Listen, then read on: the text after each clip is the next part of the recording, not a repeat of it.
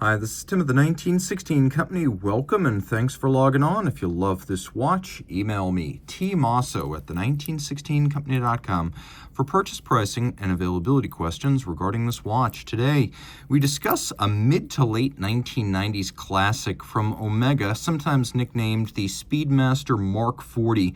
This is the Omega Speedmaster Day-Date. It's one of those modern Omegas that stand among the few for which the reference number is widely known. So, of course, this is the 3520-5300, a watch that is beautifully sized at 39 millimeters in diameter. It's the size of a Speedy Reduced, but it's much more upscale in terms of how it's built.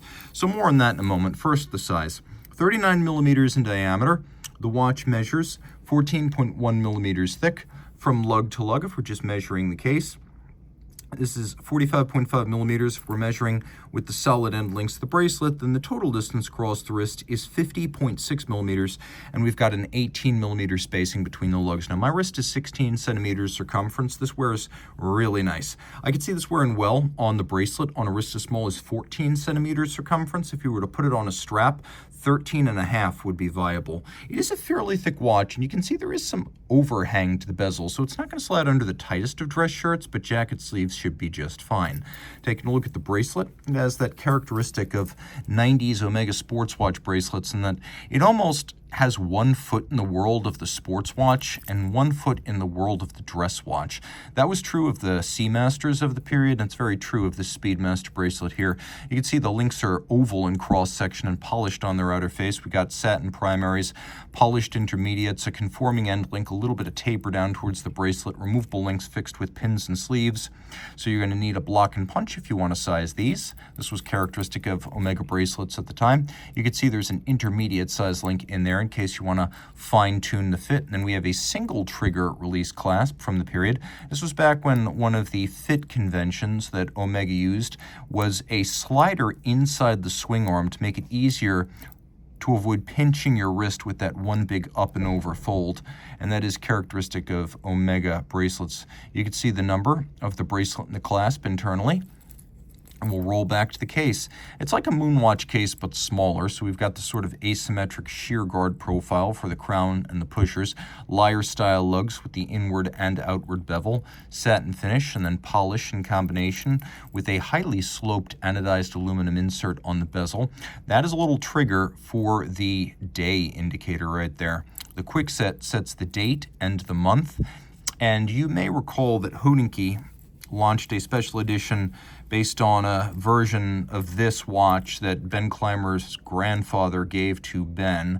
Well, the Hodinkee edition was a little bit odd because it wore some of the dial graphics of this model, but without any of the calendar functions. This is a lot more natural. Now you can see we've got a chronograph here, but we've also got a 24-hour scale, and it's important to note that scale right there.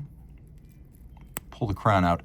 That scale lets you know whether you're looking at AM or PM at center. So this hand and these hands at center are geared together. This is not a second time zone. It's an AM PM display. So for instance, if I'm wondering, well, is this 8 AM or 8 PM? Well, look, it's in the blue side of the circle. So the blue semicircle has a hand pointing just below 6. So that would indicate 8 AM. Now, of course, there is a stop seconds function. If you pull the crown out all the way, everything grinds to a halt. There's also, just make sure we're not in the date change danger zone. There's also the quick set, which allows you to quickly and easily set the date and the month right there.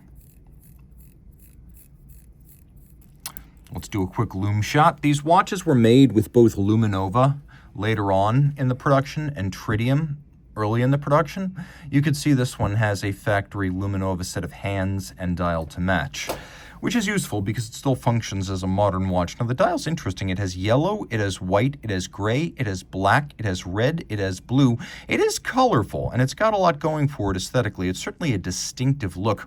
There are other Omega Speedmasters with the same movement and functions, but none with quite the same aesthetic. Inside the case, we have what Omega calls the 1151. That is Omega's version of a Valjoux 7751, the 51 being the full calendar version of the 7750.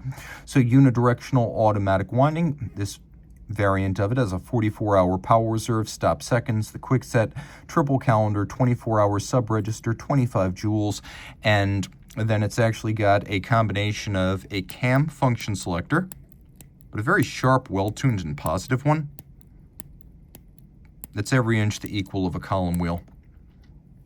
And then an oscillating pinion, which is a type of lateral clutch that doesn't have any inherent play in it, or it has so little that it's almost impossible to discern any jump or leap when you start that clutch style. So although it's a lateral clutch, it sort of has the seamless engagement of a vertical clutch. That's the advantage of an oscillating pinion. The watch was 50 meters water resistant in its day, but it's a push-down crown, so I don't recommend swimming with it. Reach out to Team Mosso at the 1916company.com for purchase and pricing details.